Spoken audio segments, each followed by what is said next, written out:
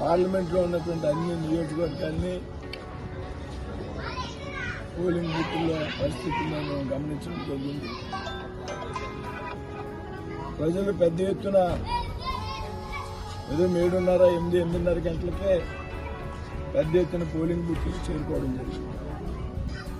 ఆంధ్ర రాష్ట్రంలో ఈవేళ